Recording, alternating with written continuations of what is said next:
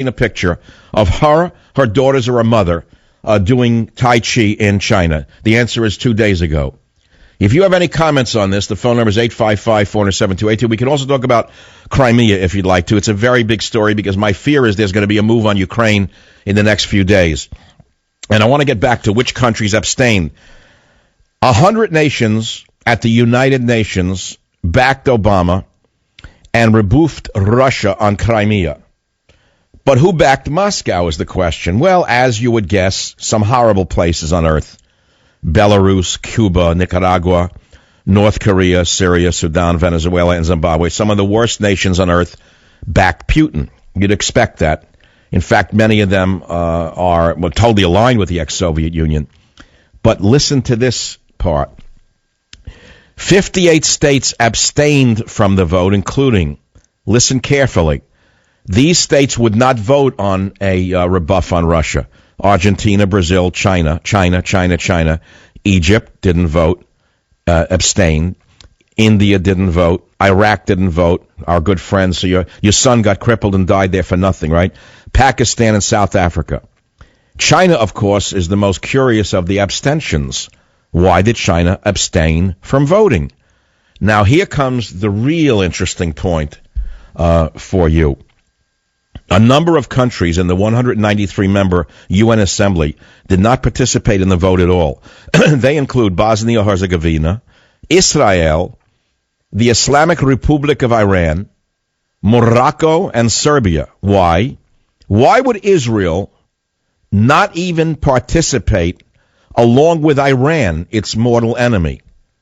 Why? Because many of these nations face active or dormant territorial disputes of their own.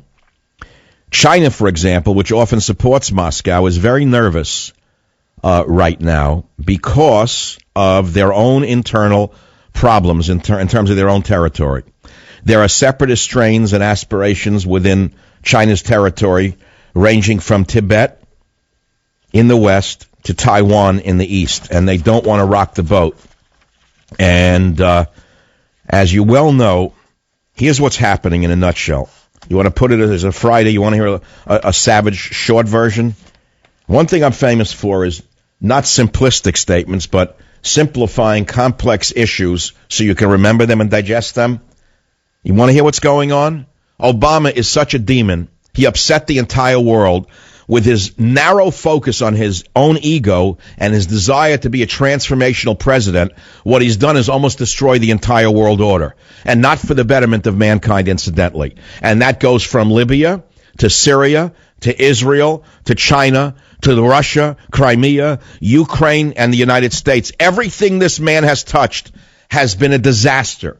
But you wouldn't know it watching television or reading the papers, would you? No, you wouldn't know it because you don't want to know it. So now let's go back to some of the callers. 855. There's no one from San Francisco. Here's one, Petri on KSFO. Welcome, Petri. What's on your mind?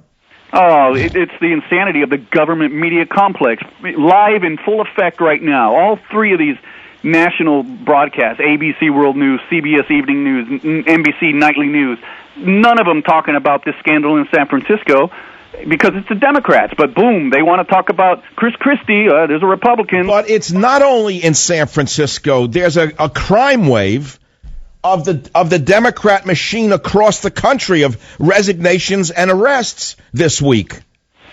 Yeah, I mean, their government media complex just blatantly not telling the story again. Yeah, well, it's very, very perturbing. I can hear it in your voice. You're angry. You're depressed. You feel something so wrong with the picture because what you're seeing now is the issue that we have Pravda in this country the way the Soviet Union had. This country could break apart, by the way, under Obama. We could have a secessionist movement in this country as a result of his corruption and incompetence. Thank you for the call. 47 minutes after the hour. In a moment, Neil, I'd like to play the history of California State Senator Leland Yee. Could we have a little bit of clip 5 where he says he's against gun violence? The gentleman who wanted to bring in. I'm an individual who really wants our communities to be safe. And God forbid if somehow one of these weapons fall into the wrong hand. That's Leland Yee, who's an individual and a father who was quoted as